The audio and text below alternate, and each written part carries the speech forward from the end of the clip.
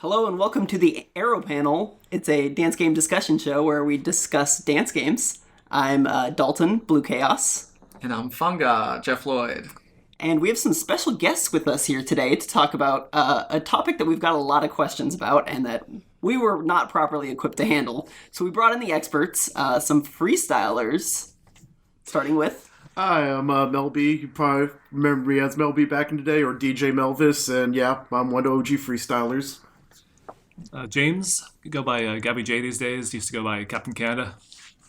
I'm Paolo. I'm at Paolo on Twitter, and you may remember me as, was it Rockin' My Socks Off on DDR Freak? Yes. So, yeah. I'm on DDR Freak. Yeah. And I'm John. My DDR handle is Chaos. KSC 17th qualifier in the US. Very impressive, by the way. I know, ahead of me. And OG freestyler, of course. Yeah, John's a local player that plays down in San Jose, or you play at Dave & Buster's usually, right? San Jose, Milpitas, so Yeah. all across like Southeast Bay. Yeah. South Bay, yeah. So when Ace first came out here, and Jeff and I had to drive down to San Jose all the time, we'd play a lot with John. So it's good to have him on the show. We've been trying to get him on. Yes, glad to be here. Thank you for having us. And he brought the whole squad with him. Right, so, squad. Yeah. So yeah, we're going to talk about freestyle in a little bit. First, we just wanted to touch on some news. I guess the big news was that we confirmed that the Aces expert chart that we talked about last week is indeed real.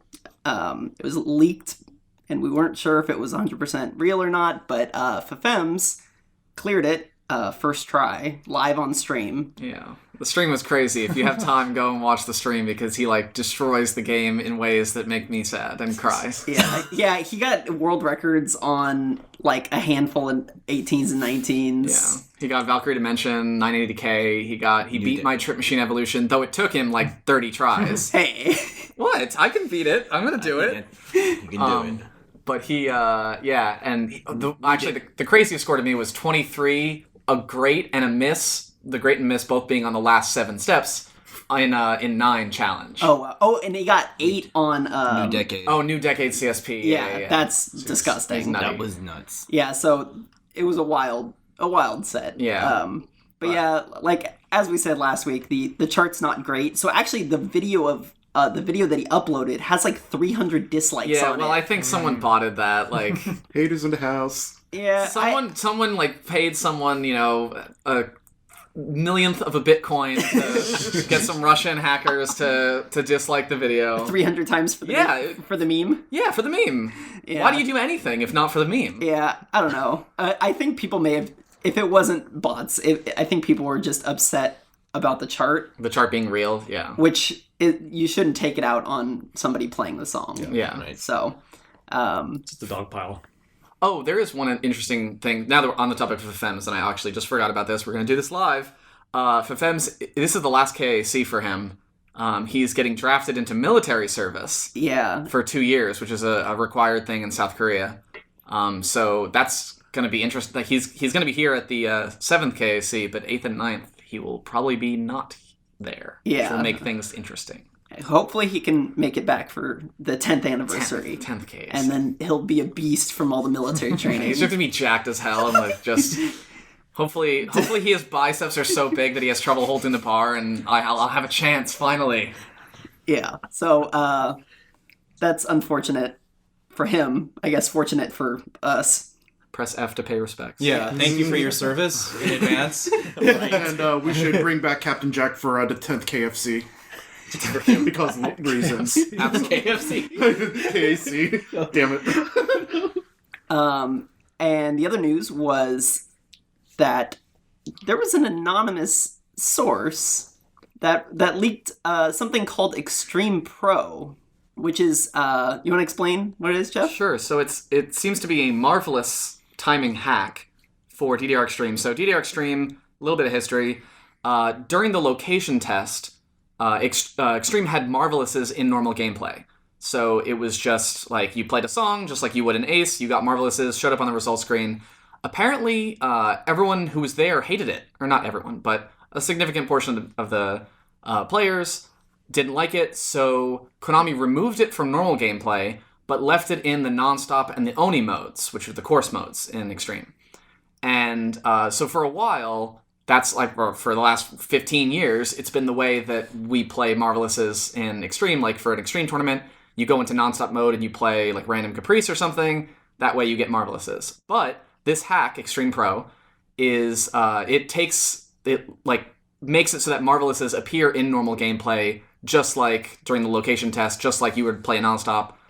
Which is kind of like game changing. Yeah, and it displays the EX score instead of machine score. Oh, wow. But it's bugged right now, apparently. Oh, how like, so? Perfects and greats are both 1. Oh, and interesting. Marvelouses are 3. I don't know. I don't know. Yeah, It's I mean, strange. even doing that seems really tricky. Yeah. I have no idea how whoever figured it out, but it was posted under an anonymous Twitter account named Survivor Team. Yeah. And it just had like the extreme like background, like green tile background as like the display image, and just all of a sudden on Friday like tweeted at Sherlock. Yeah. And like some other big community people, and like, look at this video, and there was like a trailer, I guess, for it on YouTube. Yeah, so, and immediately, I mean, you streamed it on Friday. Yeah, I like the first thing I did was like I burned it onto a DVD and I slapped it in my DDR machine, and I was having a great time. Yeah, you got a couple MFCs. Yeah, I got my first one was Kind Lady, which just has to be. I mean, I'm so sad that got removed in 2014. I agree. Yeah. But and then I got like a little bit later I got what was it, Dam Dari Ram and Nori Nori Nori. So kind of just like Stuff. I'm having a great time with it. It's just like, because it used to be like I have a few other MFCs on Extreme, but the way it worked was like you basically had to first have access to the operator menus. Like you had to own a machine. So you basically like go into the operator menu, clear player tendency, which like resets the play count on every song. And then you go into the normal gameplay, you pick the song you want to MFC. Then you back out and you go into nonstop mode, and there's a course called Player's Choice 1 through 4.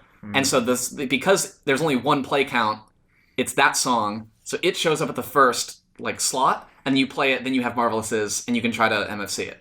And if you don't like MFC, you have to back out, go back into nonstop, do it again. Super tedious, super annoying. This is just and then even to prove that you got the MFC, you would have to... You just like fail out, basically. Yeah, you have to fail out. And it's just it felt weird to like have like 300 Marvelouses, 0 perfects, and like 13 misses. Because that's what showed up on the results screen. So you had to fail out of the next stage. Yeah, so it's just like super tedious, god awful stuff. Yeah, so it's a sort of game changer for people that maybe don't have access to newer mixes or kind of want to go back. The people who like love Extreme. Yeah.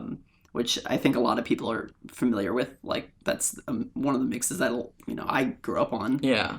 It's also just for tournaments. It's going to be really important because the way that Extreme tournaments kind of evolved over time into both players. Like if you let people pick songs, both players are going to AAA it. And you're going to tie infinitely, and no one, like, because everyone just got too good. And now you actually have that extra level of granularity to let people pick songs or do some sort of card draw, and not just resort to randoming 4 songs like you do in Random Caprice. That being said, Genesis, which is coming up, is still Random Caprice because this was a little bit sudden, I think. Yeah, it would be kind of weird to change the rules now. I think there was some talk about maybe at least using Extreme Pro for the qualifier or something. So, yeah. I don't know. Just so that, like... You don't have so many ties. Yeah, so... We'll speed things up, right? Yeah, totally. Yeah, we'll see. So that's really exciting. Yeah, exciting for the tournament and future tournaments, Extreme tournaments. Because I think there's probably still demand for it. Extreme will never die. Yeah.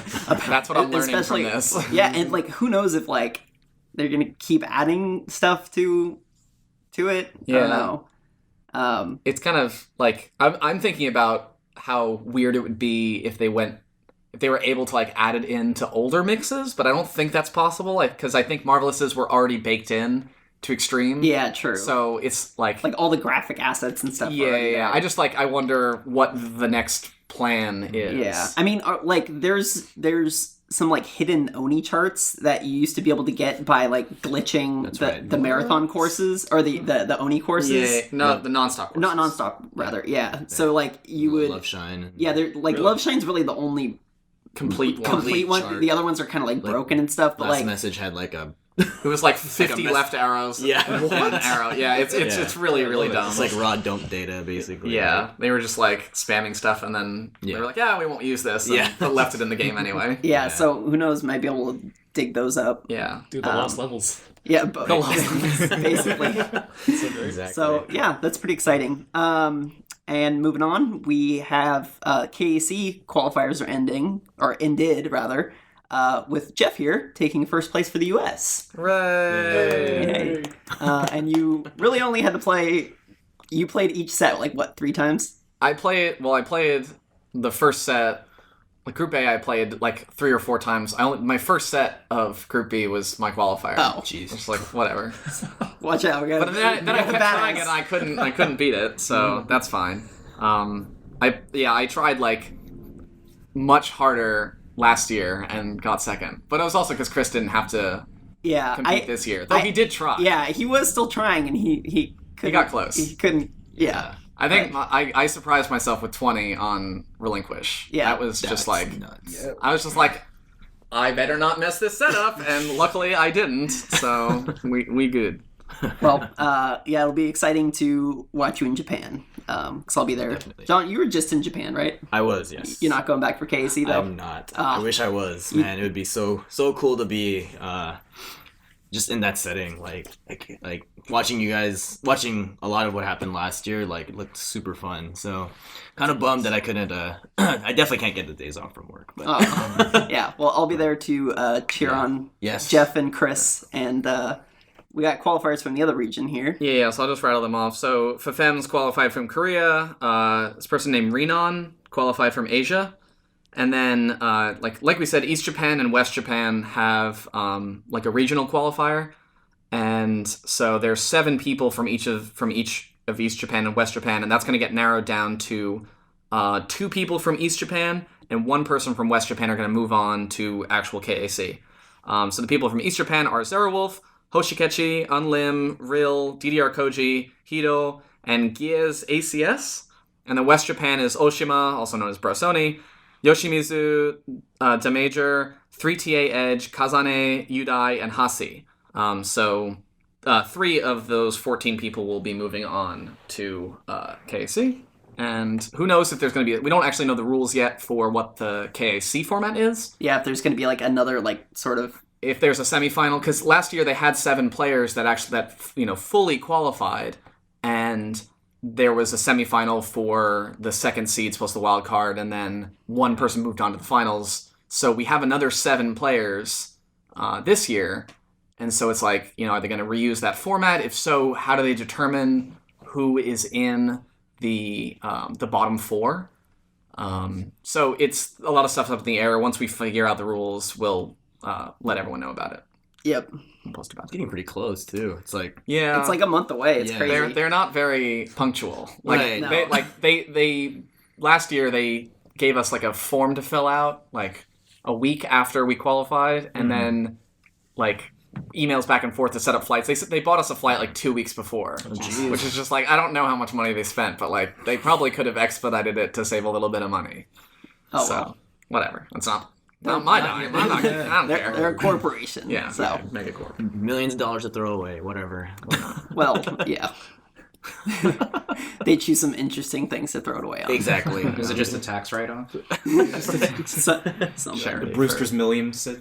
So I think that does it for the news this week. So yeah, like I said, we have these guys here to talk to us about freestyle, since a couple things, like as I said, we've gotten a lot of questions about freestyle. That's not really, Jeff. Oh yeah, I didn't even mention Roger and James. They weren't here anyway. They're both traveling, so yeah. we didn't just like kick them out. So this was a good week to get everybody together. But none of us really have any history of freestyling. I think I tried to like come up with a freestyle for like Twilight Zone on like Light. I remember being in my mom's living room when I was a kid, like memorizing it on Stepmania. But I never had. I mean, I was like 10 or something. So like, I don't know, like.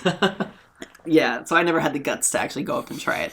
But my brother, I think John knows him, and then you might. Inazuma. Jesse Oh, Runberg. yeah. That's right. Yeah, in Zuma. Yeah, he used competed, to. like in Fresno or something like Yeah, that. Like, yeah. So I'm from Fresno. Too. Okay, That's that awesome. makes a lot of sense. Yeah. So my older brother Jesse, who doesn't play anymore, but yeah, he used to freestyle. And Yes, he did. And there was like the Power Station. Power Station, the one that was in Long Beach, I want to say, right? Yeah, so it was like a whole like qualifier tournament, like different.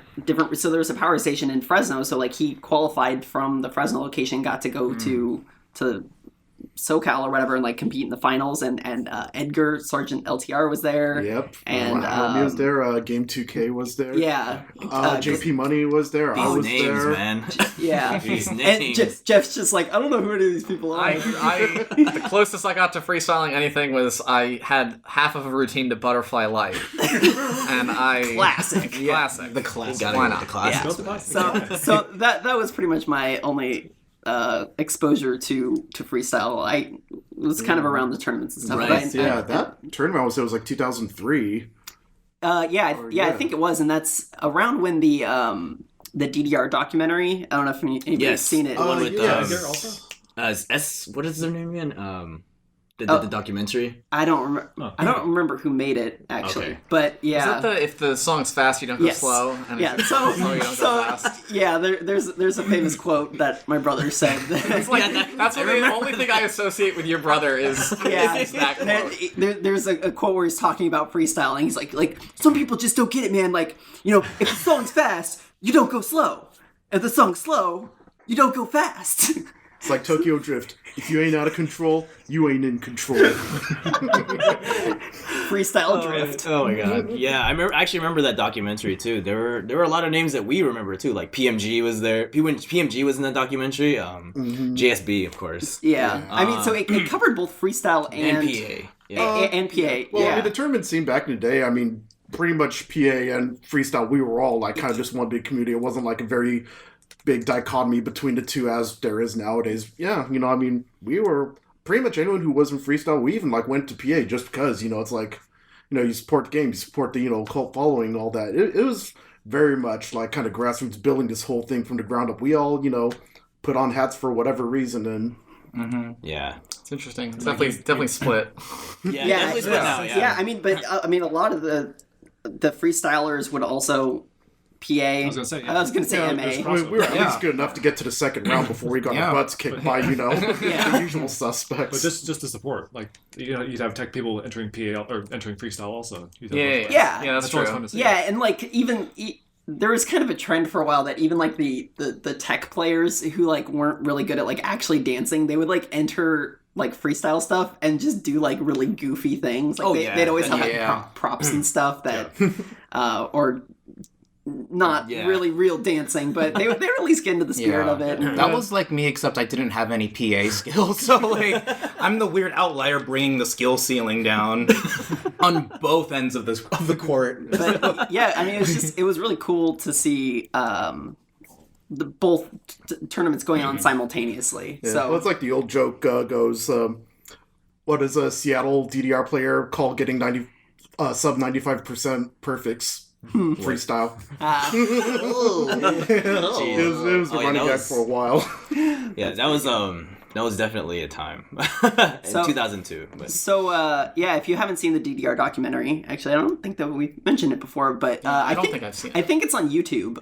It's Yeah, not. it's like multiple parts. Yeah, I think somebody made it for like a school project or something. Yeah. Yeah, actually. I think they went to like USC or something like that. Yeah. Yeah, so it's interesting piece of history to go back and like Absolutely. see all these people. So yeah, Yeah. One thing I want to do real quick is just kind of go across the room and just like we did a little bit of introductions, but just like like when did you land on the scene? Like, Sure. what's your kind of do history that. with freestyle? Oh boy. yeah. So- Why don't you each tell us sort of background information, but also like what is the thing that you love about freestyle? Yeah, Sure. exactly. I guess we're starting with me. Okay. Well, me personally, like just my really short DDR history, short summarized DDR history. I started playing in December of 2000. That was actually my first tournament. And I was mostly a tech player.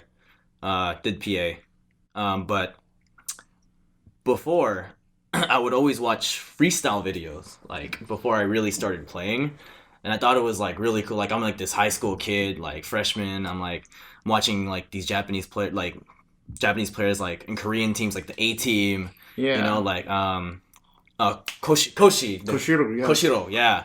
Boom Boom Dollar. Oh man, the Koshi Shuffle. That's the first freestyle move I ever learned. And shout outs to Mike Noe, aka AZN Innovation. Happy birthday, by the way. Oh yeah, my birthday's tomorrow, by the way. Happy early birthday, Dalton. And I remember seeing the Metreon videos too. So Yeah, Metreon's like a mall thing here in San Francisco, which was kind of it was like the main hub for DDR for a long time. Right. Yeah, it was that and in Golfland too, Milpitas and Sunnyvale Golfland, which is where I mostly went to play. But I didn't start freestyling till about. Well, actually, I entered freestyle in my first tournament too. Kind of just on a whim, strictly business. Nice. Yes, Good best. pick. Love that song. That one's close to my heart. But yeah, I guess I was kind of known as like that guy that always entered PA and freestyle. There was not very many that did that back in the day, and I guess I was kind of like just that dude, you know, placing in PA tournaments and trying his best in freestyle. And you still got it. It segued into something that something even bigger now. You know, like my passion in life now is dance. I teach dance now, and I have to attribute it to DDR as well. Like it definitely played a big part in me choosing that passion because it definitely gave me a way to express myself in different ways. So Sweet. Cool. yeah, definitely. So yeah, that's my little short history, quote unquote. So next. Oh man, I discovered DDR in like, I don't know, fall 2000, and it was just at the Metreon, and I think just sort of seeing the crowd and seeing sort of like a community sort of crystallized in front of you, and just seeing like there are people here live doing something all together, and someone who never grew up like playing sports or any sort of like big communal thing thought that was novel, and especially someone who was just like, you know, big dumb theater anime kid. You know, like this is great. And then like sort of, you know, a raging social anxiety. Like I can't do that. I mean, skipping to the end, like DDR taught me like rhythm and how to like stay on beat for Christ's sakes. But I feel like I didn't get started until like 2002 because like I think I was just like lurking. Like I was just like the kid, like I see all these people here but I'm not gonna play, but I'm gonna pretend like I'm in it and I'm with it. And Scenester kid, just like, and then yeah, nice save. And then I was on, I don't remember how I got on like DDR Freak, but again, like that community hub and just like lurking. And I'm born and raised in Oakland and I didn't drive. So basically sort of being in this like weird no man's land between like the SF scene was probably the closest I had to a scene, but I don't know. But yeah, like I just seeing like everything in like Swiggle and MGL and seeing tournament results and seeing the same people and the names and faces and kind of the community from the forums. And I think, I don't know. Yeah, like, I thought I gravitated to freestyle because I didn't have any PA chops. It was because of freestyle. No, it was because of Stepmania that I actually got good at, like, having a modicum of, like, PA ability. But, again, freestyle was like, oh, it's just like dancing. It's performative. And, again, big, dumb, fat anime kid who's super into comedy was like, maybe I can do my own spin to this. And maybe I don't have to learn how to dance if I can make them laugh. And, well... I wish you could see the moves going on right now. See, look at this is what I got. This is what I bring to the table, literally. Jazz hands. Jazz hands. And, like... I don't know, yeah, like, I only entered, like, 2, maybe 3 tournaments, and one of them, which I will, like, talk to in another segment, I almost got shut down. Not my proudest moment. And then I got, like, 4th place at a barricade tournament at UC Berkeley. I think that's when I got good because I was at, like, summer programs, and I would just use the machine there. But, yeah, DDR taught me how to stay on beat. It gave me a group of friends that is like the bedrock of my like friend group because I finished high school early. I never went to college. Like the group of friends that I have are all like just remnants from like the NorCal DDR scene, and I just feel like incredibly lucky to have been a part of it, even not as like someone who was like a scenester or a star or like someone. Like I'm like sitting next to Mel and I like read your guides and like DDR Freak, and like when we first started like hanging out, I'm like, yeah, I'm like, I was remember he's like, yeah, like I remember like you wrote something like don't dance like no one's looking, like dance like you're trying to get like $100 or something. And I'm like, I'm gonna take that to heart. And then you know, like getting to hang out with you and then getting to like be friends, it's like, holy crap, I'm hanging out with Mel B. Oh my god. Oh my god, it's Mel B. Oh my god. I never knew the gravity of that situation. Oh yeah, no, I was just like, oh my god, he knows that I'm totally like. So God, this is like DDR confessional here. yeah, right. But yeah, that's I'm just happy to be here. I'm happy to have been a part of the scene, and hoping with this group of guys, hoping to give back a bit to the freestyle community with a freestyle takeover happening in a couple of weeks.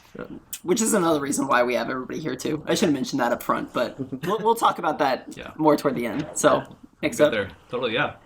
So I started playing probably 2001 or so. My buddy and I would go to the Metreon a lot and go up to that airtight garage and check things out. I never wanted to try it, but I eventually got it for PS1 for the home version. Looked up on DDR Freak, like realized there's more to it than score. I mean, not there's anything wrong with that. We're all like staring. Wow. We're giving you the judgment eyes right now. Just kidding. I love that there's like two sides to it. You know, like there's so one of the things that's gravitating, you know, for DDR for a lot of people, I think, is like there's the performance aspect of like seeing someone go really hard. There's also the performance aspect of seeing someone have something choreographed that's really like unique and interesting. So there's two sides. It's great. Absolutely. Because you see people you see people playing tech in Metreon and still just getting huge crowds at the time. I miss the crowds, man. Yeah. Like So where's Captain Canada come from? so my dad's side of the family, he's Canadian. They're from Ontario, and so I took that bit of my lineage and just tried to turn it into a full-on gimmick. That's cool. Like, I've heard worse names like mine. Oh, absolutely. So It's did you ever like freestyle with like a Canada like flag as a cape or anything? no. I was just thinking, like, But did he he? did have a shirt, I think, like at a B3. The short came out. Yes. Oh yeah. No, I had So B3 there was a Pier 39 tournament like out in the open air. Like all the tourists walking by could just see us on stage. Yeah. So I actually qualified for day 2. Like one of my first events I entered. I made like top 10. Yeah, that Do You Remember Me routine was fire. Do you remember me? Uh, DDR Max. That was amazing. the one. Miss you every day. But I wore like just a Molson Canadian giant. The word A was on it. just lean into the bit. Right? That was good. It's like all I had at the time was just lean to the bit. If I had no background in dance, but like Paolo said, like after I started playing this game and meeting more people, like I eventually got rhythm and started. You know, there's a little like a club up in Washington where I went to school where you get to choreograph little dance pieces and with other students and just perform twice a semester. Yeah, me and John started dancing in a team, DS players. Yep. After I graduated. Yep. Like learning popping and locking. So Yep. That's so cool. We got our our background in dance came from I guess a lot I- of that. it came the other way around. I was gonna say, I guess I always assumed that like people who could already dance were the ones that were drawn to freestyle rather than like learning to dance through freestyle. Yeah. Yeah. That's interesting. And Yeah. I never really like thought of it that way before, but Yeah, it's legit though. I mean, for a lot of just folks in high school, because year 2000, us millennials, like we were. I think a lot of us didn't go to school dances and yeah, no. Same idea. I went to school dances and I stood by the cookie table. Yeah. I was getting my money's worth. Okay. You made the effort. You were like, I'm gonna live it up. As long as I look good and I get free food. Yeah. Heck yeah, dude. Yeah. I'll take it. Yeah, but that is something that the people don't really they do think that like because they're able to perform that they have on doing freestyle on DDR that they already have like a dance background, but like you just heard from the three of us, it's completely the opposite. Like I had zero dance background too as well, and but that, like I said, DDR segued me into acquiring more rhythm, and just gaining an interest in dance as a whole, or just performing. I think one of these days we got to get James and Roger, and we'll go to one of John's classes. Oh, there you go. I actually would love to. Yes, and we'll have to record it. Have John teaching us pop and lock. Yeah. and hip hop and because that would be the funniest thing to see, like the four nerdiest whitest dudes like. Oh man! I gotta make sure that I gotta make sure that when you guys do come to my class, I gotta pick a DDR song too. We'll have to come with like songs prepared. Yeah. I'm so excited. We'll just like do it for the content. we'll just like bring like soft mats in like yoga mats. Yeah, like we're showing up for like with like yoga mats. And we got, Hey guys, we're here for the DDR class. Oh man! Guys, where do I plug in? Where do I throw my memory card like on the line? Or So why don't you tell us a little bit about yourself, Mel? All right. Well, I started playing DDR back. My first interaction was October of '99. Actually, it was in Vegas. It was the GameWorks that was out there. That big Sega. Oh yeah, arcade. I've been there. So yeah, it's the first time I remember me and my boys, we were about to get ready to go to the club and stuff like that. So we're all dressed in nines and it's like, hey, stop in the arcade because, nerds, So, and then I see this, Dance Dance Revolution. I'm like looking, just kind of internalizing all this. I'm like, wait a second, dude, that is totally Bust a Move with feet, because Bust a Move, Bust a Groove, that was my first love as far as music rhythm games. So I was already a fan off the jump. I knew I was going to like this. So yeah, I played there, and then maybe 2 or 3 months later, I discovered it was at Sunnyvale, Gulfland. So yeah, I started kind of playing since, and I think it was about March of 2000. One of my boys, who I kind of met through the local scene, he pings me on ICQ. How about that? And he's like, dates this story a little bit. So so he goes, guys, we have totally been playing this game all wrong. We're like, what? And he shows me the Koshiro, Boom Boom Dollar Maniac video. I was like, what in the actual hell? Dude, we really have been playing this wrong. And so, it was I guess for us, we kind of wanted to, I guess in a way, you want to chase the greatness. It's if we're in all that, maybe we can do this.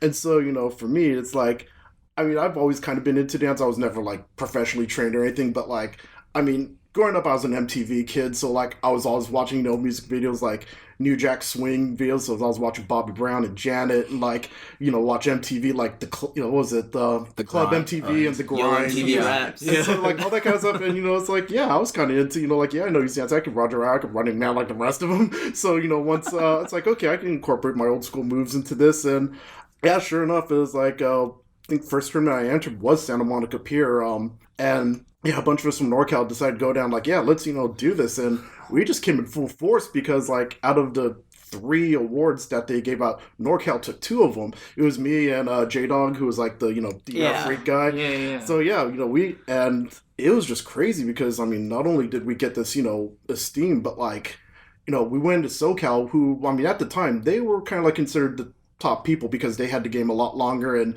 they had great PAers and their videos were already on the internet, and the judges were actually 3 very respected guys from Japan who were in the scene out there. There was Maso, who was the guy who ran DDR Maniac, which was the first big SoCal board, Osman, who was a really good PAer / freestyler, and then Yoshi, who was part of a group called Dash in Japan, and they were a really big freestyle troupe out there too. So it was just crazy when you get those guys saying you did all right. It was wow, and yeah, just kind of from there it just started playing, and after 2 or 3 years I'd already racked up 10 freestyle tournament wins, and I think I'm going to be stuck on that forever. So I don't very many. Hey, I don't know, you got a chance coming up here. Well, actually, funny enough, just side tangent, one of my friends performed something that I wish I could have done.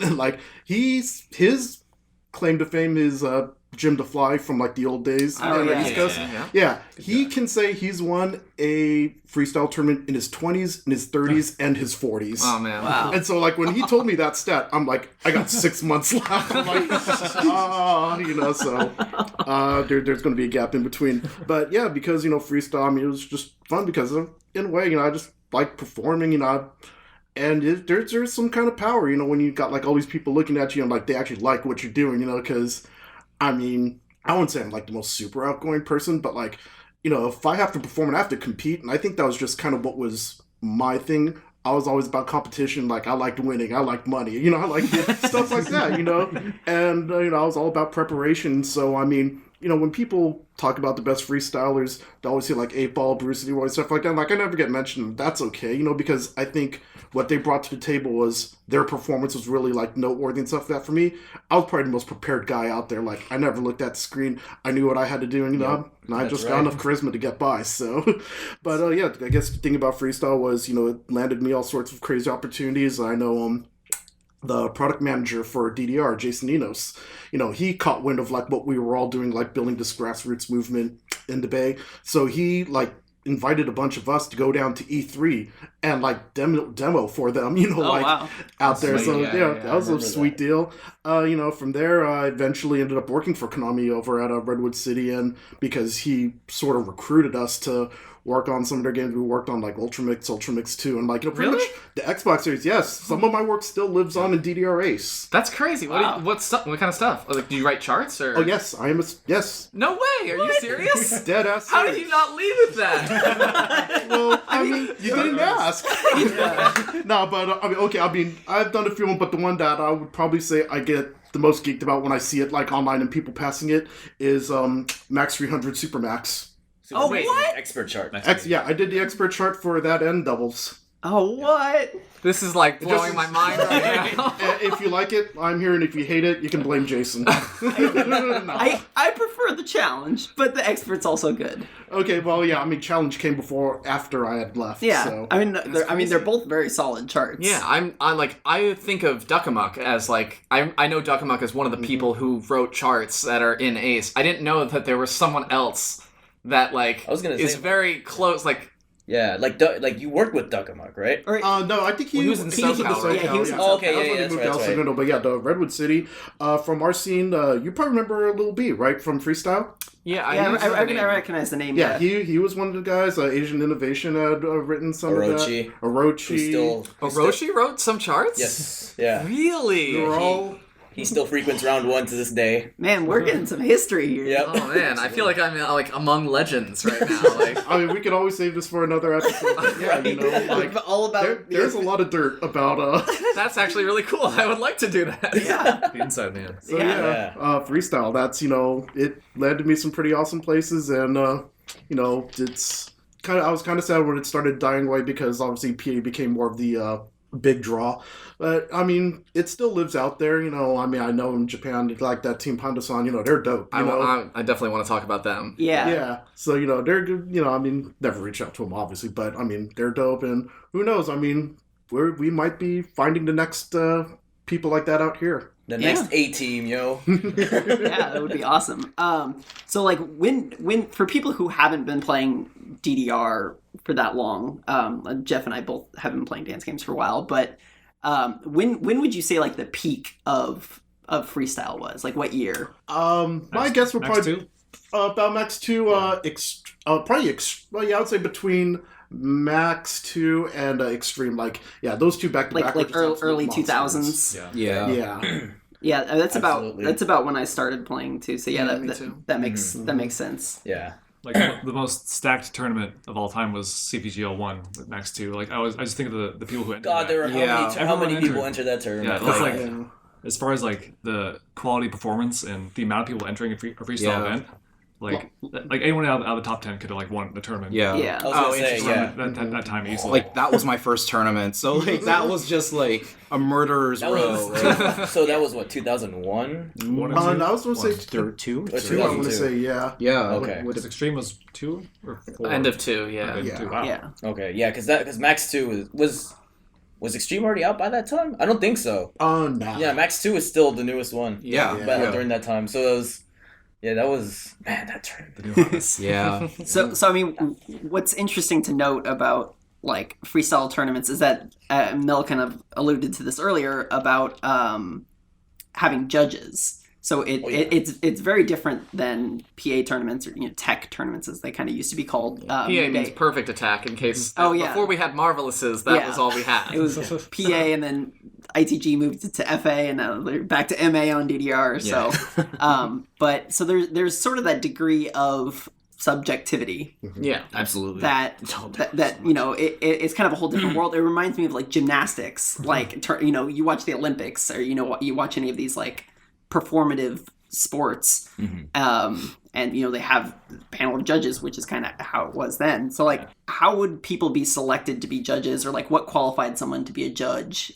Would there kind of be different, you know, different styles represented, sort of thing, like when you're trying to put together a panel of judges? I think early on, a lot of it was like, it was just kind of guys who had played DDR for a while, so they'd sort of, you know, surveyed the scene. I remember for Metreon, it was like, it was the tournament organizer. It was like, I think a 49ers cheerleader was actually one of the judges. Oh, wow. Well, I mean, kind of makes sense, you know, dance, you know, performance and like, you know, like showmanship would be kind of important. So there was always like a little bit of a good smorgasbord of different personalities. And I think once the community had sort of built upon itself, a lot of judges would be people who had freestyle experience or who were champions. I mean, by the time Max 2 came out, I was already like being tabbed for judging for stuff like that. Cause, Which means you didn't get to compete though. It's fine. I mean, by that time, people were getting really good. You know, I mean, I was lucky that I peaked early enough, you know, before the whole world caught on to my act. I'm like, Would they still have you do like an exhibition routine? Oh yeah. Why not? Yeah. Yeah, they had a lot of exhibitions and Yeah, I did an exhibition at CVGL. I remember that one. Yeah. That was actually one of my better routines, funny enough. High off you. First and only time you ever see me do a backhand spring. Oh man. So and there was also like prepared routines, and then there was like improv also. Yeah, exactly. So I don't recall, like, were those separate categories, or would some people just choose to improv, or You go both ways. I was gonna say, when you think about the term freestyle really means anything goes, right? Mm-hmm. And I think for that category, it was really literally anything goes. Like, if you had a routine prepared, awesome for you. If you can improv this maniac chart, you know, to whatever song, and it looks good and people like it, good for you too. I think like it was basically just you just go up there and did your thing. I think didn't have to be strictly dance. It's just the whole performance aspect was really just what the judges were looking for, I think, back in the day. But I think that also too, like, I think there's usually not really a lot of it, but there's some controversy sometimes when people were like, well, this isn't really dance, and I'm like, well, you're not really dancing in the first place. Yeah. But then there are also people that just liked all the silly stuff too, you know, because like half the people that did freestyle, like they were really just like doing theatrics, like Paolo was mentioning earlier. Theatrics were very, very, very much a part of like props and stuff. Yeah, exactly. Air humping. SPF. Yeah, the SPF 5. Yeah, I remember like I went to a tournament, I think it was a SuperNOVA tournament actually in San Diego, and like or it might have even been ITG, but so like some of the SPF 5 guys, which was like a dance game crew in SoCal, they were like really good players. AWE Adam. Yeah, AWE. Who was like one of the best doubles players at the time. Oh yeah, he like was Adricted and some other people. They did like, I think it was them, did a routine for like max 300 basic double or something, but it was like when the movie 300 was like a big thing, and so they like came in like the Spartan gear, and they were like just like fighting on the pad basically, and like kind of trying to hit the arrows, and they did the whole like, this is Spartan, or like, this is max 300 thing, and like kicked somebody off the pad, like. So there's that. But there's actually like it was more during the dance. slowdown, right? I think. Yeah. Right. That's great. So like, as I was saying about judges, like, would it just be like one score, like hold up a scorecard, you get an 8.5, or was there like a rubric of like, you know, showmanship and I think it varied from tournament to tournament. I think from what I remember, it was mostly just like you get a score and then they tally it up at the very end, and then I think it depends on how like intricate the tournament organizer wanted to go. I know for like ones I was involved in where I had like input, I would kind of make it out of 4 things, which would be like, you know, your style, you know, how did it look, musicality, you know, did this fit the song, it'd be like showmanship, you know, like how much did you interact with the crowd, which is sort of like, did you face the screen or did you face the crowd? If you faced the crowd, you were not winning, you know? That took... Face the screen? Or? You mean face the screen? If you're facing the screen, yeah, you were not winning, so... Yeah, it's, so there was, like, a few things. It wasn't just, like, you know, how good of a dancer you are, because, I mean, we've seen some amazing comedy routines out there, and it's like, no way would that lose, you know, against something else. Yeah, so it kind of went just, you know, by whatever tournament you were at. I mean, yeah, the one disadvantage is that there's not one, like, universal thing we could use for all tournaments. You know, that's, in a way, it's kind of the beauty of it, you know? Right. Yeah. You have to adjust to your conditions.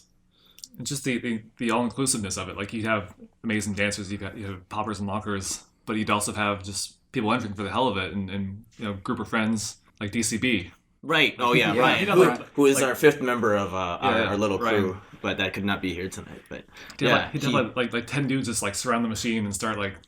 Oh yeah, I was part of that. Party boy, like Jackass Party Boy. Some of that, yeah. It was praising the sun and stuff. Yeah. Yeah, and all he did, and this is like just groups. He was one of I'd say Ryan was maybe one of the first trolls, like of DDR freestyle, because He was. he did in CVGL he did Max 300, and then he played the nod to the Stoic guy. Stoic video. Oh yeah, I remember that. Yeah, and then in SVGL 2 he made an edit. I remember what it was. There was the rule set for freestyle is like you can make your own edit, but I think there was a step count minimum. Oh yeah, that makes sense. Right. So Did he just put everything like at the beginning? no. So what he did. I don't know. I gotta get up for this one because this is what people remember him for. You know we don't have a camera. Right? Yeah, I know, right? But I gotta like literally just he made left-right steps for first 20 seconds of the song, and that was it. Yeah. He went like this the whole time, just marched back and forth, and just that's it. And that was his freestyle. And then the MGL ET2, he did the same exact song, and then Milton, MPLE, shoutouts to you, Milton, one of the moderators of DDR Freak. He said, I think the next stipulation they put in for the rules is that the steps needed to be separated. Gotta keep making rules. So Ryan did the same song. He did Absolute again, and he made the same steps, but he just Made him more sparse. He just separated them, but it was still left, right.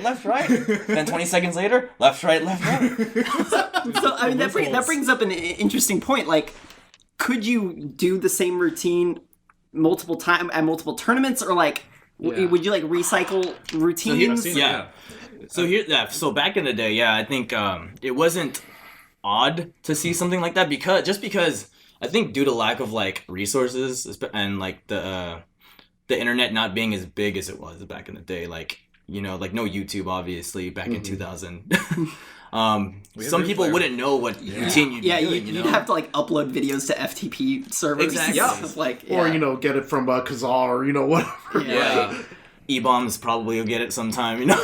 But yeah, I was totally able to get away with like winning with the same routine. I think at like 2 or 3 different tourneys. Wow. But you know, it's because like they only saw it once, you know, and that was it. But I mean, I'd at least change it up a little bit, you know, each time. Yeah, you can always improve and exactly reiterate on things. Yeah, I think what was like I'm trying to think of a routine that like got used more than once. That a Trampala did after the game Love. Yes, that's right. He did it. And both versions were like totally different. Like the second one was super clean.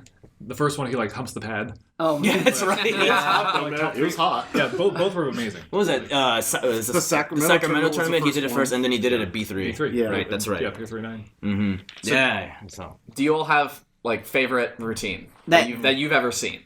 Or that you've ever done? That's what I want. I'm kind of more interested in the like. Actually, like from the outside perspective, like you watching a routine that like was there a routine that sort of changed how you think about the game, and maybe also a routine that you did? Man, I'm trying to think, because the very first tournament I ever attended was MGL2. This was yeah. What month? That was definitely in 2000, like early 2000. It's Cal Snyder's Butterfly, isn't it? No, it was definitely a game changer. Kyle Snyder, shoutouts to you. The Groove Meister lives on in all our hearts. One word.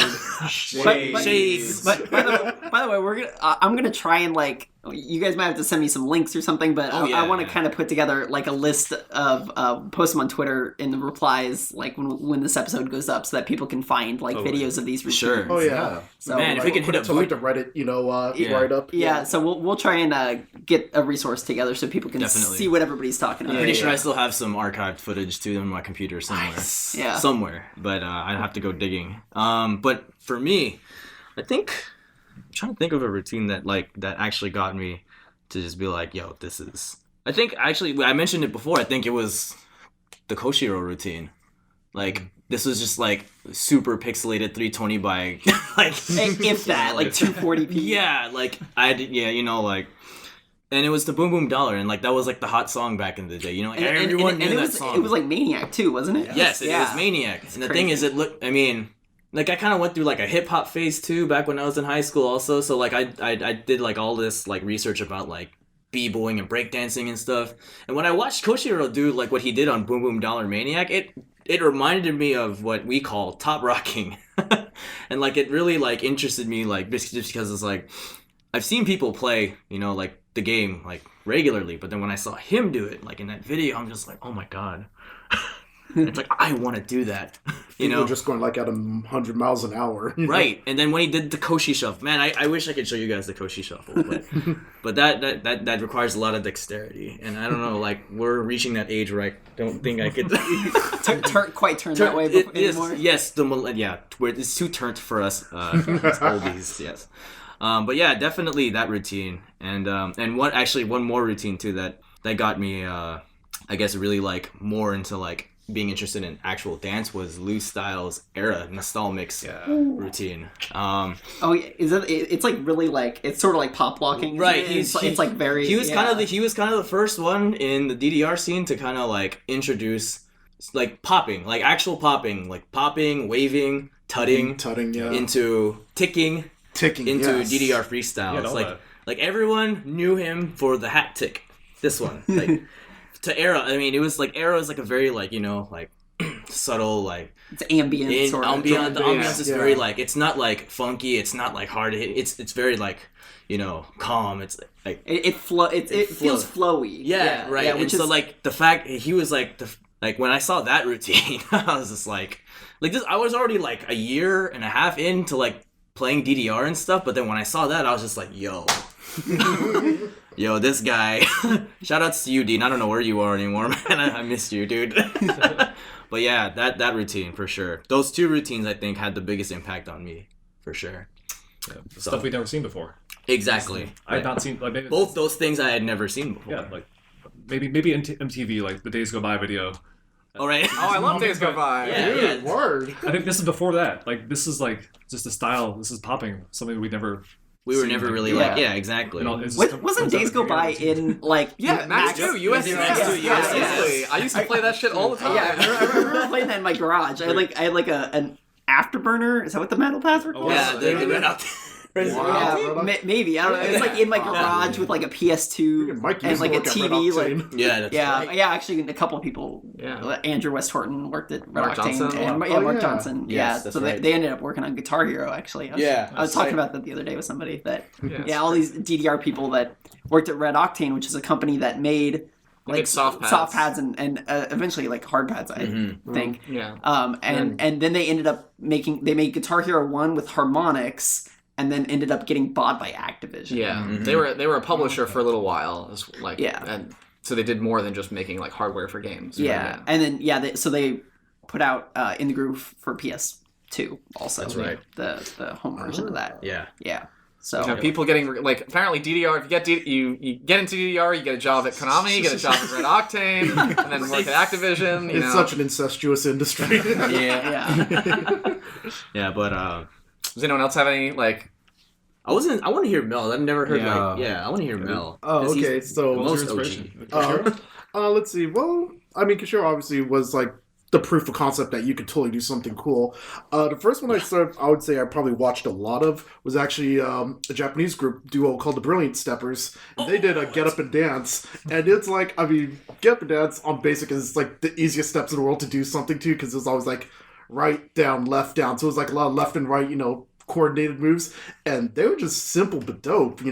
It's just something I could watch like over and over again. I know they did like other routines later, like Cutie Chaser was one of their awesome ones too. I guess kind of like, yeah, so there were one, there was a guy, ZTT, who was like the short, stocky Japanese guy who did Get Up and Dance on Double and was like locking through that thing. And like as a kid growing up, I was a big fan of like Soul Train and like Rerun, that big guy.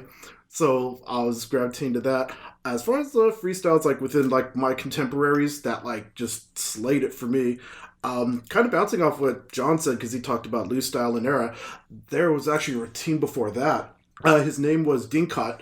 He was down in SoCal, and he and his brother Goyak from Indonesia, they were really good dancers. Like, you could tell they were watching like K-pop videos before we were, because yeah, he and his brother at the AI2 tournament that I won somehow miraculously. Oh, Arcade Infinity. That's more history there. Yeah, exactly. So AI2, yeah. So yeah, I won that tournament, but like, if you look at some routines, there were like some real gems there. So Dinka, he did era first, and yeah, it was just like, whoa, he's doing, because the thing is, normally in freestyle, everyone's like clapping and cheering him on. Everyone was just like dead silent, like, whoa. This was like, when you get down to that breakdown, it was just, he was still waving it so smooth, and we're like, this guy's on some other level. This is like Matrix stuff here. Like, we were just like, whoa. It wasn't even like a big round of applause. It was just like, whoa. Yeah. So yeah, that was that. Guyak's Gotcha. Oh, that was so sick. Man, it was like straight up fear when I had to face him in the finals of that. Because not only was it like just this big like pool of 80 people doing freestyle for a first round, it then became bracketed play, where it was actually an improv bracket. So I had to go through like Jenith, who was like the first big SoCal Paranoia. freestyle That's right. phenom. We did the Paranoia Maniac spin routine. Then second round, I had to face Dinkat. Yeah, actually, I had to face Dinkat in the second round, so that was nuts. And then the final round, I had to go against Guyak. It's like three of the best dancers out there. I was like, and it wasn't like I got some favorable draws either. Like, because what they did in improv was they would like put something on shuffle, and so it's like, or then like on trick mode at that. Yeah. So like, I think the one that almost got me knocked out was I had to play Wild Rush on trick. So that's like 5 different like tempos you have to internalize and think on the fly real quick. Yeah. And then he got like Pink Dinosaur, which is like totally up his alley. Oh, you have to play the same song. Wow. I'm so screwed. But I mean, like, I just had more. The day was mine, Yeah. So, NorCal. yeah. So, yeah, just overall, I mean, there's still, and like, probably the other freestyle that, like, I always watch, probably, like, maybe, like, at least once every few weeks or so. It was from that website of DDR Street. That was, like, the big Korean site, because there was Pump Street and DDR Street. I'll never forget, because this was when I came back from a like SoCal thing, like back in the 2000 or so, we literally would be like, hey guys, want to go to SoCal? And like, we'd say that Friday afternoon. By that time, we would already like bust down there and like, or just, ride down there and come back Sundays. Like, yeah, just to play a game, because SoCal always had the newest mixes first. Yeah. They did. AI, Arcade Infinity always had it first. And we knew Arcade Infinity before it was that, when it was Ultra Zone in Monterey Park. It was literally like about the size of one of those, like, those places where you get your water and stuff like that. It was like the size of one of those, but it was like a big ass showcase of here's QDX, here's DDR, and they would stay open till like 2 or 3 in the morning because it wasn't listed as an arcade. It was a showroom. So technically it was like a shopping, place.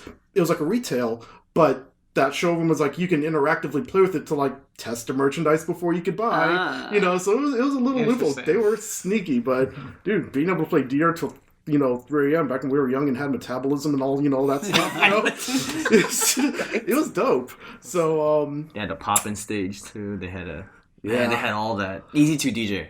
Easy to G, yeah. They had like Rockin' Mega Stage. They had like some of the worst games.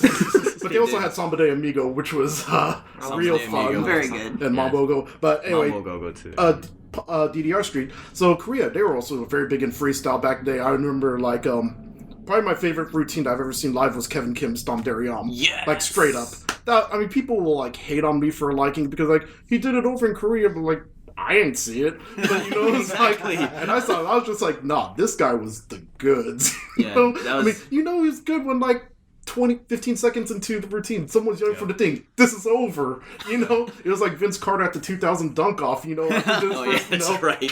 He was like, over. over. But yeah. Sports reference. Yeah. I'm lost. It's like, we're multicultural, we come from all walks of life. But anyway, there was a routine for Smoke that they did on Third Mix. I And was gonna say, I don't even know that song. I know Smoke. on the water. It's literally Smoke on the Water, but a weird version. And the cigarette in the background that looks like Solid Snake. They censored out the cigarette, so it's just really it's pixelated. Yeah. And it's the most ridiculous, one of the most ridiculous I backgrounds. love old DDR backgrounds. Yeah. PlayStation 1. Yeah. but- So yeah, just seeing them do so. That was the thing, Ed, as Kevin Kim, the guy who did Dundam, we were talking, and his explanation was they actually had, like, how you have the Boys and Girls Club out here for, like, activities and all that kind of stuff. They had the same thing out in Korea, but like one of the activities they did was DDR. And so like they would actually, teach them routines, and they would have like these big ass performances on amphitheaters and stuff like that. That's why when you look at things you see on Pump Street or DDR Street, they look like big ass deals. And it's because it was like a legit thing. Right. Not just like us clowns getting up there and, trying to do this for $50 and, some tokens. It was a recital for these guys, and that's dope. Like, this is the kind of stuff I wish I had growing up, or, even in our time, Right. That's So I sweet. guess never say never, never too late if DDR8, still keeps it up. Yep. Right. So we've been going for an hour, and I think we can go for another couple hours, but we got some questions, a couple here, this kind of plays into something that I wanted to ask. Alex Andrade, not Alex Andrade on Twitter. Very helpful. Yes. Alex or not. Asked, how much do you think games like Just Dance and etc. had played into the declining popularity of freestyle play? None. Because 3 points.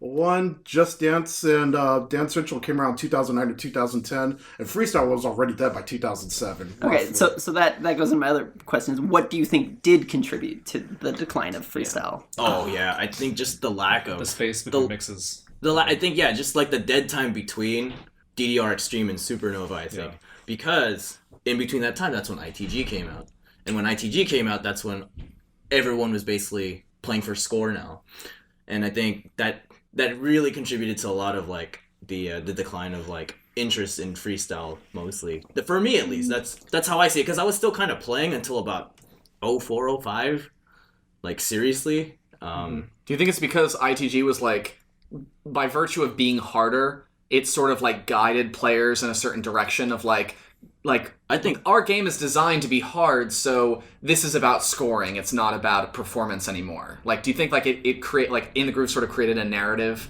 for the community? I think it did actually. Yeah, it really did, because Absolutely. Created a groove towards.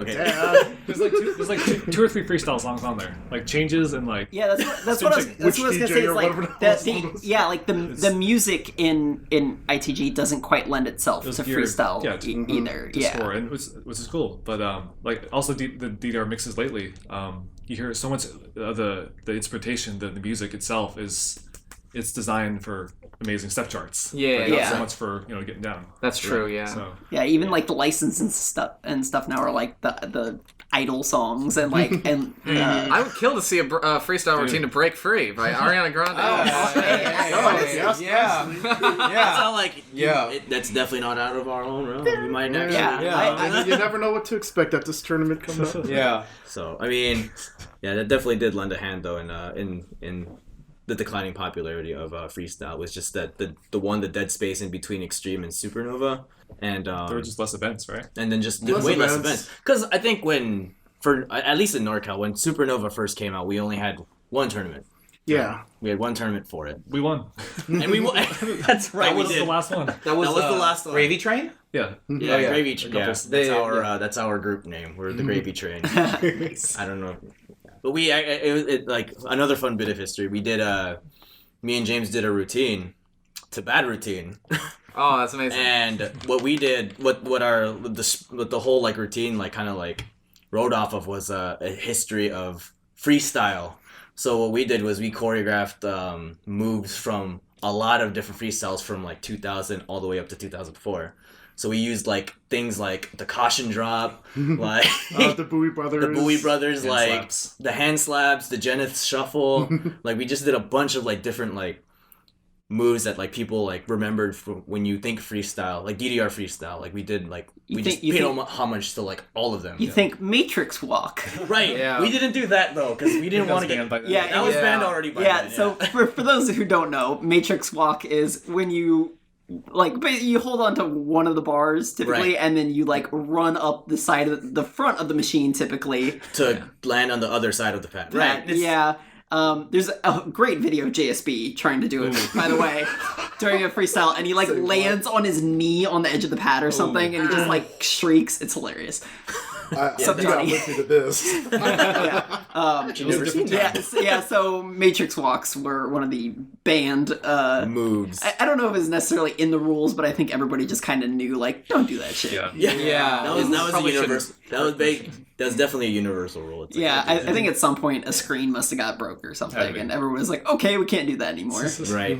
Well, I think the first Matrix walk I ever saw was Shadow Me Twice and They did that at the Metreon Turnarochi, 2001. Yeah, and of course, obviously, A-Team had done it before that with their Brilliant to You routine. yeah. I think that might have even been when it originated. That's was- pretty much, the origin of that move. yeah. Yeah. But Oh, we loved us some A-Team back in the day. yeah, definitely. So But back to the but question. back to the question, like Dance Yeah, Evolution. you It's a different scoring system. Like I think the beauty of freestyle is like it's not something programmed into the game that's already been done for you. Yeah. And with freestyle, you can bring whatever you want to the table, and it's up to the judges to decide how well you did. And DDR is about having fun. And it was always so exciting, like, going to like freestyle tournaments, because it's something new like every time. Yeah. Like with PA tournaments, like you'd go and you like knew what to expect. You kind of knew like what scores people were capable of. But like you go to a freestyle tournament, you may know the people. You may know like, oh, these are the good freestylers or whatever. Who's gonna win today? Yeah, like you were right. saying that like tournaments would be stacked. There'd be like lots of people, but like the routines would be different Completely most of the different, time. yeah. That you never knew like what to expect. You'd see somebody walking into the arcade the day of the tournament with like a prop or something, Yep. or costume, Yep. and you'd be like, what are you gonna be doing Yeah. here? It's just kind of gives it a whole different atmosphere. Right. Yeah, people would keep their song selection just under lock, like Secret. lock and key. Oh yeah, you Yeah. definitely don't tell. You Like, definitely don't Oh tell yourself. yeah, so really quick. Yeah. What was the process of like choosing a song and like developing a routine for it, like sort of start to finish? Obviously, you'd have one song that you could, vibe to, that something like you felt, and then you'd go over to like DDR Freak and you'd look at the step charts, and you'd be like, "Is this doable?" And steps played a big difference. Played a big decision that, because sometimes there'd be a great song, but there's like so many arrows going on. It's like, you have to feel like you're constricted. You always have to keep moving. When you have like those breaks and gaps, that's kind of like where you can really throw into spice and do something wild. So that's why I remember at first, because of Koshiro doing Boom Doll and Maniac, we thought, oh, we got a freestyle on Maniac too. So I did Put Your Faith in Me, like my first big routine on Double Trick, and then like J-Dog, his AM3P was on Maniac. Oh, I was gonna say the AM3, that one's classic. Like he does like a shuffle thing during the crossover section. He like Just, slides the entire time. The entire song yeah, is sliding. it's crazy. He does like this human pretzel thing at the band to like, which this day I still. Oh, is that? Yeah, he like jumps up and like lands. He like gets on the ground and he like twists his body. It's like a slow-mo Koshiro motion, but he's doing something different. And it's like, to this, I remember when I first, because Santa Monica Pier was when he first busted that out. I was like, yo, you've been holding out, homie. It's like you ain't getting any of your secrets out, man. Yeah. That was that blows my mind to this day. It's just like, what did he do? What did this happen? Yeah, so it's like, a song you want to rock, it's like, do you have a concept to it? And then will the steps give you that much creativity to do what you want to do? Unless you end up doing an edit, but the thing about edits is they're so broken because you can literally tailor, like... You can make it perfect. It's kind of interesting to be confined to, or like constrained by the game, so you have to do that research yourself, or you have to, you have to work within the bounds of the game rather than... Because you're making a routine to a chart rather than making a routine in your head and then just making the chart that follows along with it. Right. Yeah, That was That's the challenge. That's like the fun part is how do you make this work Yeah. and also facing backwards. Yeah, So yeah, let's yeah. throw that in Yeah, too. I think that's way more interesting. That was another thing I was going to say. Like, so you have to memorize the chart too. If you want a chance at winning, yeah, yeah. Well, that's it good. sure helps. Right. Yeah, It once you definitely get helps. once it clicks, like it feels so good. Like Yeah. So kind of plays into another question here by Jess DDR Croissant on Croissant. Twitter. She asks, do you prefer freestyle on single or doubles mode? oof. You I want to get better at doubles. Yeah. It's such a different. It's like my comfort zone is singles. And Okay. learning Yeah. routines is. I've still never learned a doubles routine backwards. What? really? Never? It's like a goal of mine. If this keeps up this year, I want to do doubles eventually. But I Yeah, never I like actually. I these never things. noticed that none of your routines were doubles. I mean, so but Wow. like clearly it doesn't necessarily factor into like the scoring at all. Like people wouldn't knock you for just doing a singles routine if it's good. right. Oh, no, If it's not a- at all. yeah. Singles double didn't matter. I was gonna say, very many routines have won freestyle tournaments, and it was a single chart. Yeah. You know, I think doubles gives you more of like it forces you to move around the pad a lot more, Yeah. obviously. Yeah. But I think that's all subjective, of course. It's like you can create an amazing routine within like 4 arrows, just by using singles too. Yeah. Yeah, And I'll default to the answer I gave before. It just depends on the step chart more than anything. Yeah, absolutely. Like if there are some songs that have great singles chart but like horrible double charts and vice versa. Yeah, like if it's like a 6 on light or something on single, but you're like, it's a 3 on double. There you go. There it is. Exactly. Yeah. But I like them both equally. So Yeah, same here. I was gonna give my answer. Yeah, I think it just depends on the song, depends on the chart. That's what factors in my decision to creating a routine. So And then Jeff kind of alluded to it earlier, and we talked about like group and team routines. So you said that you had a favorite. I mean, I really love. So one thing that I think is really interesting is I don't know if it's. I don't know enough of the history to know if it's a resurgence or not, but there are definitely there's lots of videos of, especially in Nagoya in Japan, of really good freestylers, and like there seems to be a freestyle scene specifically in Nagoya. They have like a yearly tournament. Wow. And that's where the Panda-san team plays. Oh, is that where they're from? Okay. Yeah, it's well, actually, one of my favorite, probably my favorite routine from them. They do on DDR X2. They did Happy Angel Double Difficult, which I thought was nuts because I'm so used to like from my limited freestyle experience, most freestyle routines that I've seen were on basic or light, right. Yep. and so seeing them do a chart with a bunch of jumps, like a fast, like 180 BPM difficult chart on double is like pretty streamy, and they're like nailing it. And it's a couples routine. They're like together. It's And like they got like an outfit. Like, yeah, they have outfits. They're using like they use the light spires. It was on a Japanese X cabinet, and they have the light spires on Right, the side. yeah, They're using that as like a prop. Like they're like hiding out from under it and like going, like peeking out from the side. Wow. And I was That's just such a good routine. and I'm just thinking, I'm like, I need to see this too. this Wow. is it was just something that was really it almost like brought back all these like feelings from the early days because Yeah. like it seemed like freestyle died so much, but maybe it still lives on, like both in the tournament that you guys are trying to hold and also in like the one corner of Japan. It seems like. So it's just I'm just interested. Like, did you guys do a lot of like you said you guys were a team? You had like your own team name for a little bit. Like, is that did you guys try to do that a lot? Did you find it like it was easier to coordinate when it was just yourself? Was there like I remembered like DJ 8-Ball and Samantha doing the synchronized love routine. Oh, yeah. That was like life changing for me. So I love DDR That was free. definitely Yeah. And I later found out like way later that was at Sviggle when I was talking to Jason and he was like the owner of Sviggle and he's like, yeah, that was like outside, and I was like, what? That was here? Are you kidding me? And then I looked up, I was like, the red tile. Oh my god! You're right. Like the tarp. Yeah, no, but it was so crazy to me to think that, like, well, definitely, like, the place that I was playing Technica at was, like, this place that I'd seen on DDR Free 10 years prior. Right. and you never made the connection. Never made the connection. But also, that routine just, like, I think about that routine all the time, of just, like, how you had two people working together so seamlessly, and how the crowd was reacting and everything. So, like, just, if there's any, like, partner routines you think are cool, or, like, how it's different, like, do you have any ideas on how it's different than a singles routine? And by that I mean like one player versus two players. Sure. Right. Not singles versus So, like, I mean, with Dave and Samantha, obviously, they lived close enough when they were like Metreon regulars, so obviously they had that going for them. Couples routines, it's fun, and if you can get the right partner that has enough time to work with you. I know, actually, funny enough, I think it was Vigil 3. I actually won a tournament with my partner Adam, who's Tequila of our TF. Yeah. So Tequila. yeah. Funny enough, we came up with that routine in 45 minutes of actual face-to-face time. But we planned a song that's like, yeah, we're going to do Eat You Up as, a couple, but we're going to do it on a singles pad. So, most people, they do, verses or whatever, so it's, two. We're like, nah, you got to be economical, because if one person fails out, then that's going to be a bad look. So, what you do is, our way of, I guess, sort of gaming the system was one person would be on the pad, they would do, that 1/3 of the routine, and then the other person would be on the pad for the second third of the routine, and then on the third part, it would be both of us doing something. So it's sort of like, okay, I'll work on my end, you work on your end, there. So we only really have to come up with 1/3 of a routine. And if it's like, we got this tight, nailed it. Yeah. So I mean, there are strategies when it comes to couples.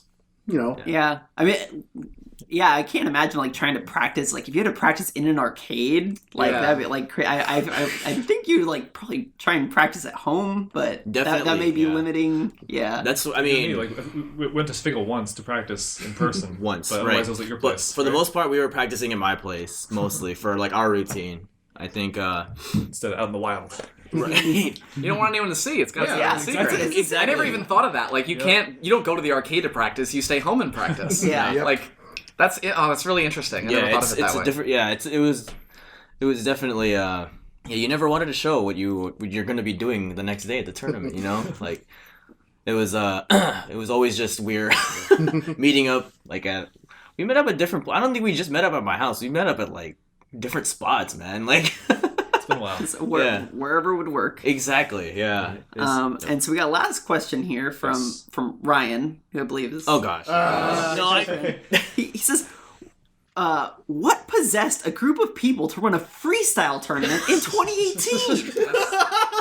Good question. I love this Freaking question. Ryan. I think we all have input on this, but so first of all, go over the details of this event, why and where and when and how can people check it out and everything. Good segue. We should have gone over this an hour ago. Oh, that's fine. We usually talk about the tournaments. So. actually, Peter. Oh yeah. There you go, Paul. We're running Freestyle Takeover at Round 1 Eastridge in San Jose, California on Saturday, January the 27th. Go to freestyletakeover.com. That's still active. If you want to look at details, if you want to register, there's the Facebook invite. We got about 150 RSVPs total, and It's looking like it's really going to be a great event, and we're hoping to have y'all, or we're going to be streaming it on Twitch on twitch.tv/Gabby_J. So we'll get there later. Yeah. Put that in the production notes or whatever. Yeah, we'll have links to everything in the descriptions of all the SoundCloud and iTunes stuff. Yeah. But the why? Yeah. the why? What? This is a surprise to me for Is sure. Would you just say it was existentialism at the California Extreme Hotel? Because I think we've talked about it in chunks over the past over 2017, right? All of us in one form or the other. And then I think we were all at California Extreme this year, and we were just at the hotel bar, and it sort of just happened, and we were just we can do this. I think a lot of these chunks were just you know what? It's not that hard. We could just go to round 1, and then they've done they've done tech tournaments before, so it wouldn't be totally foreign to them. And I have a background in marketing and biz dev, I guess. And then it's just you just talk to sponsors, and then you just talk to people, and then we have social cachet with experience with people who've actually we've run tournaments, we've won tournaments. I've been, so I'll do a video. Yeah. James has done video production. He's done streaming. So we all have different things to bring to the table. But the one unifying thing was that we all had a love for freestyle. And I don't want to get too nostalgic, but it was that was a really good time. It's pretty rose tinted glasses, but we did again, like I said, my friend group was from this whole scene and this community, and I don't know. I'm starting to. I'll be honest, watching you and Chris and those guys at KAC, when we saw, we were just hopping on YouTube to watch this tournament, and I know me and my homies, we're just messaging, they're dude, this is so freaking lit, I mean, and it's for me, PA, it's a weird thing for me to watch because it's you don't know what, do you want to watch their feet or do you watch a screen? Invariably, you're going to watch the screen. So, like, what you guys are doing is almost inconsequential. I mean, not to, like, below what you do. Obviously, what you do is important, but the screen is, like, that's the one that don't lie, Yeah. So it's like, and we just kind of start thinking, I was like, hey, there's a tournament where you actually watch the competitors and, like, be entertained, and you don't know what the heck you're going to get, but it's going to be entertaining as hell, so long as the competitors just put their hearts into it, and you don't enter freestyle just to be a complete jackass unless you're Ryan, or Change, or, any of that kind of stuff, but... Change-o. Yeah, but, just seeing, like, KC, they just brought back, like, man, this should have been us, like, 15 years ago or something like that, and, freestyle, like DDR Ace, honestly, with some of the licenses and some of the new songs, it said, okay, some of this is actually freestylable now. It was, because I tried playing like X3, X2, and like some of the other ones, it's just like, I wasn't having fun, As someone who'd grown up from like second mix to, extreme, I'm just like, yeah, it was fun for a hot second, but then like, I just didn't have the urge to want to go back and play. But when Ace came out, like, I remember going down to SoCal and like it was at Lakewood Round 1. I'm like, man, I want to play. This is, back in the day when you were traveling like in 2000, 2001, you'd go on Freak and be like, hey, are there some machines up in the city? And like, I felt that, same way when Ace, came out and like, I want to play this again. And like, sure enough, I'd come down to Round 1 Eastridge on like Friday afternoons and, go out there and play my DDRS and like, I'm one of 2 people that plays Dance Evolution. So, That's kind of with Takeover. I want people, like, hey, y'all feel like I'm feeling because this is something, Yeah, hopefully it'll get people reinvigorated and people may be a little bit shy at first or and they might have to see a freestyle tournament first, but if you guys want to do another one after that, I'm sure even more people will show up. Well, I think the cool thing about just having Takeover now is like, because the freestyle scene is so detached from like, the previous generation, literally anyone who steps up to the plate can be the star. Yeah. They can like set the bar for everybody. And like, this is your time to shine now. It's like us, we ain't trying to take, we ain't trying to compete. We ain't trying to, force well, this is you guys. We want to build this. It's like, we want to take our experiences, we want to give it to the next generation, on bang, There you go. Yeah. That's crazy, actually. Yeah, like there's so much, like there's a lot of potential in all these new players that have never seen freestyle before, probably like Or freestyle live. Yeah, especially for sure live. I know a lot of players like that have been coming in just from Ace, and it's actually just crazy to think that like I think of freestyle back in the day because it still existed when I started getting into the game, but there are a lot of people where that is not the case. Like if you joined after 2008, you probably haven't seen someone freestyle like live, like unless you happen to like see a video on YouTube or something. Yeah. So that's nuts to think about. It's very exciting. For me, it comes down to Ace, like the new mix, re-energizing the community and as a whole, seeing it live. Like I see John posting on Facebook Live, just playing the new mix. Like this game is back in the States again. Like the song list is really, really good. We have a podcast about it. We brought you guys out of the woodwork, right? Like it's injecting new life in the Bay Area. I started playing again for the first time in a decade. Like I dropped out around SuperNOVA 07, and just this year has been really same here. Freestyle seems possible again. Like I hadn't played seriously since I don't even know, and then like it's like, and now I'm in the best shape I've ever been in my life. So it's like it's pretty crazy, like how like just Ace itself as a mix, like kind of like invigorated like PAers and freestylers and our little niche group of freestylers. It just got everybody back in. So I'm hoping that like with this tournament too, like we can definitely show a lot of the newer generation too that like this is our thing, and we want to see if like this is something that you guys would want to do too. Because like we didn't have like Twitch or a lot of the like.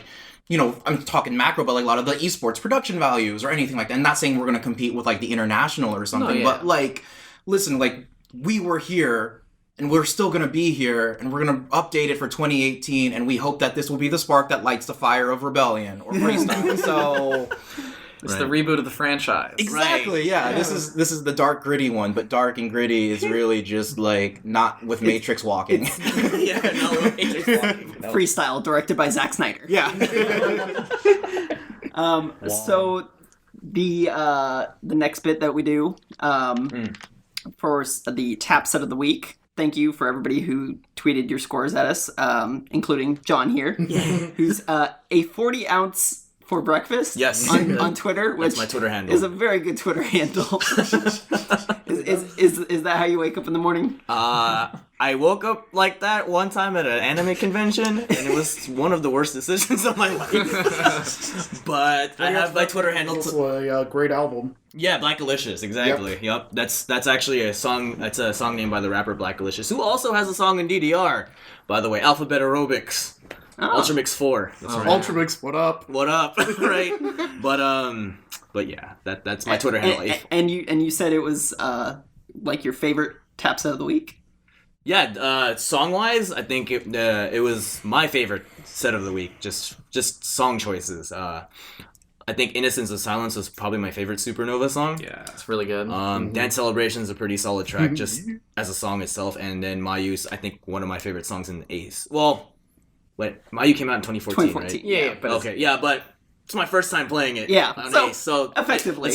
It's my favorite song, one of my favorite songs on Ace. Great chart, too. Yeah, well, thanks for playing. We also had Feelings Won't Fade. These are all people from Twitter, by the way. Phenomenal Ta, Third Irony, Adavlos Jr., sorry. Tripping Contact, Mr. Dance Crazer, Renashta, Oliver, Daisu 4, Mizne 25, Alex Soar, Astro Ferris, Rad Rod, Blazing Calf, and Element. Oh, I typed that wrong. No. They're in the SF Evolved Discord. Elamanga? Elamanga, yeah. I think my someone. phone tried to autocorrect it into something else. So yeah, Elamanga. Sorry. Yeah. So thanks for everybody for playing last week, and so we got a fresh new set for you this week, and we're having John take a pick. Oh yeah. He actually hasn't told us yet. It's a surprise. Yeah. Well, yeah, so I guess first song pick, right? I was trying to decide between two songs because going off of the theme we have this week, both songs are definitely something you can perform to. I was choosing, well, I'll tell you afterwards, but my pick for tap set of the week is Vem Brincar. Ooh. Yeah. So that's SuperNOVA 2, I believe. Yeah. Like a little bit of Latin flavor in your set this week, I was thinking about Tribe, but I think we already did try. You did Tribe already? we also Yeah. already did Vem Brincar. Tribe's great. Oh, did Did you? Yeah, that was Oliver's pick. Oh, it was. Well, But- Oliver has great taste. Yeah, I mean, we were talking about this actually last week of like, have we done this song? It's like, we're gonna repeat songs, they're new sets, so I don't think it really matters. Okay, well, everybody can get even better scores on Vem Brincar. Yeah, now that they've played it in one set of the week, Yeah. I Yes. expect much higher scores this set of the week. Yes. Yes. There you go, guys. Practice. Yeah. Talk about practice. We talk about practice. Dalton. Just really quick, I will pick iFUTURELIST. Sorry, not sorry. It's a great song. Yeah. Don't let anyone tell you Karaoke otherwise. Yes. is also awesome. Yes. That's in From- real life. From dance. it's from SuperNOVA. Yep. Fun 12th note song. Got some interesting jumps in there, like step jump things. This chart's really good. I wish they kept the background video in, because it was amazing. Oh, it's like really weird, isn't it? Oh man, it's like It's Akira Yamaoka. it's gonna be Akira really- Yamaoka. Yeah, it's gonna be pretending really he's messed like up. I don't know if he's Weird trying cat to be. is confirmed. Yeah, right. Is Injection of Love also Yes. by... Okay, because, God, I used to... When I sort of played 2DX on console, I It's a loved great Injection song. of Love. Oh yeah. It's not even on any of the DDR home versions. There was is there? the Hina mix or The something. Hina mix where it was like- the vocals were gone. Yeah, the vocals in were Extreme 2 USCS. Oh, God. Yeah. It's not even worth it. What, just because she said fruck? Truck me, Truck me, yes. Yeah. stroke me, whatever they wanted to justify that as. Yeah. So, yes, iFUTURELIST. And what do you got, Jeff? I got, you know what? I felt so good after my song pick from X last week that we're going X again. Oh, yeah. Tajay Spitz, Tommie Sunshine's Brooklyn Fire Retouch. Dude, that song pops the hell off. It slaps, I dare say. Is that what you're going to freestyle to at Freestyle Takeover? Yeah. I honestly, That's what I'm hoping for. you know what? Something like if I can go on stage at KAC in front of thousands of people and like be in my comfort zone, I would probably collapse out of fear if I had to perform at Freestyle Takeover. I'm gonna watch the people perform, I'm gonna clap, I'm gonna be hype, but oh god, I'm not ready for that yet. All right. Good choice. Well, thank you all for being here. Do you guys know our sign off?